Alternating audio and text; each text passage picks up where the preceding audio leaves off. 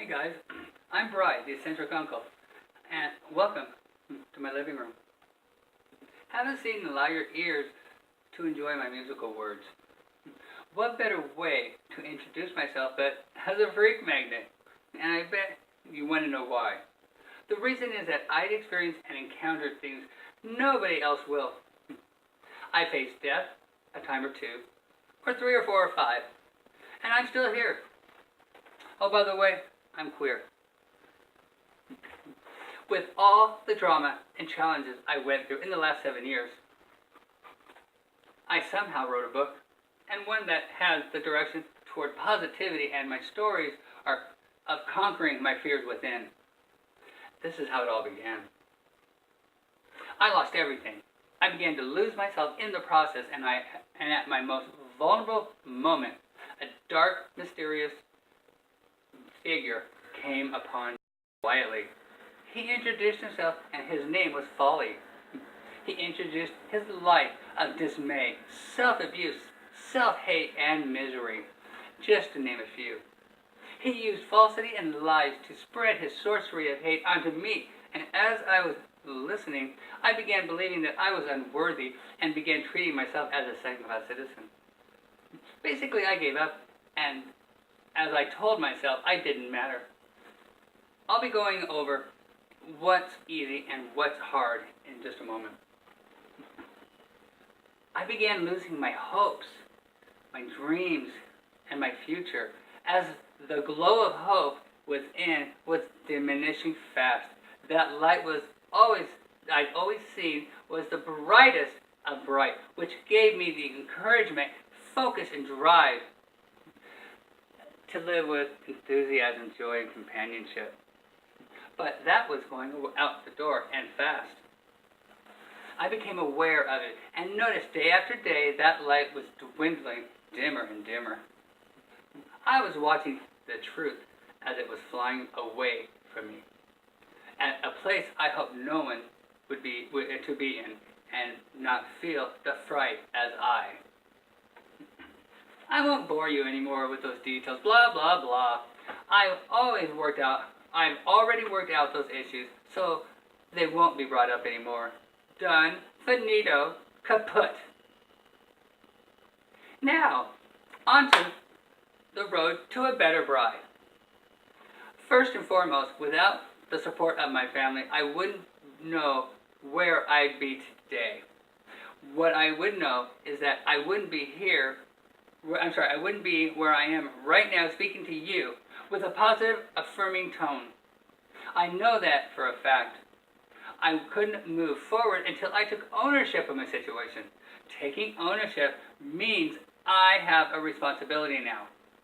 If I never had done this, I would still be in denial. Here's another fact. It takes hard work to be happy. Every decision and every mistake have become my new base of my new foundation. It took me sacrifice, long days, rejection, sleepless nights, screaming, worrying, insecurity, struggles, lectures, and humiliation. To be honest here, coffee was the hardest of them all. But you know what?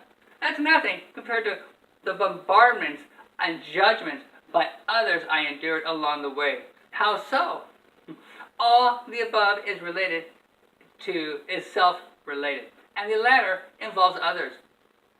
I lost friends along this path. Case closed. What I got out of this ordeal are dignity, pride, self-respect, confidence, hope, drive, and a good positive outlook on my future. The most important aspect a person needs when they're at their lowest, and that is purpose.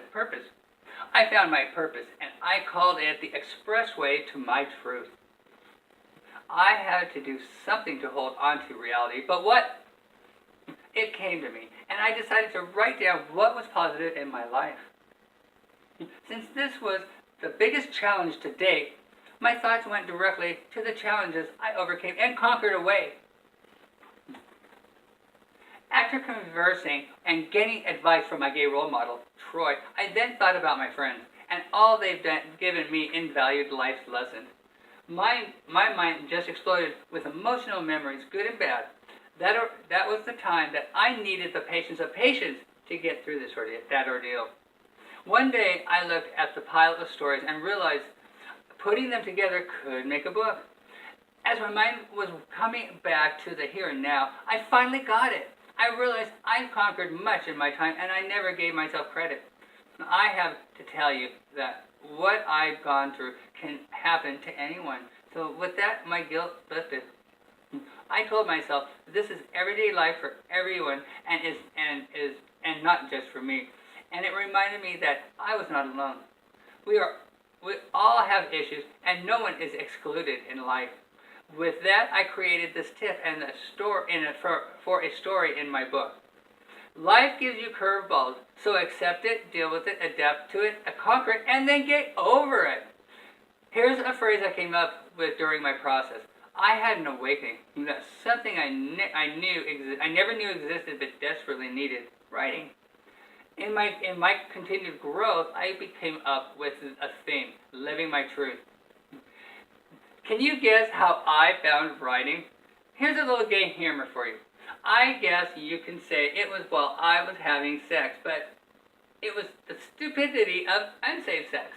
Of course, that was many moons ago, and it was the precursor to these current collisions and catastrophes.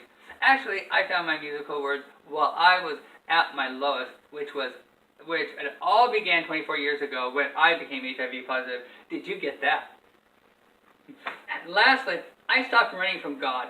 I had serious struggles and doubts on Him, and should I say, of what I was taught about Him, along with my lifestyle, living my lifestyle. Here's what I say to you doubters: why not believe in something rather than nothing? Something equates hope. Nothing has built an impenetrable wall with no way out. Today I can say I faced my fears head on. Through all my hard work, stressful times, and daily grind, I became stronger, more confident, and resilient, or a better bride. With all the fear I faced and conquered, I finally dampened out that sorcery of hate, and all it took was the truth. And it was that simple and right in front of me. I wasn't in the right mindset or view to grasp it. What I've been getting back isn't exactly what I lost, but what I have been getting back is exactly what I needed right now at this very moment in time, and to move forward in a positive direction. I've become more spiritual, more aware, with more understanding of who I am. What can I do?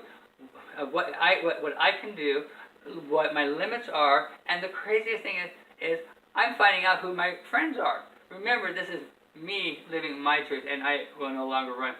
I created mottos or affirmations to be positive in thought. Outlook on life: think positive, feel positive to become positive.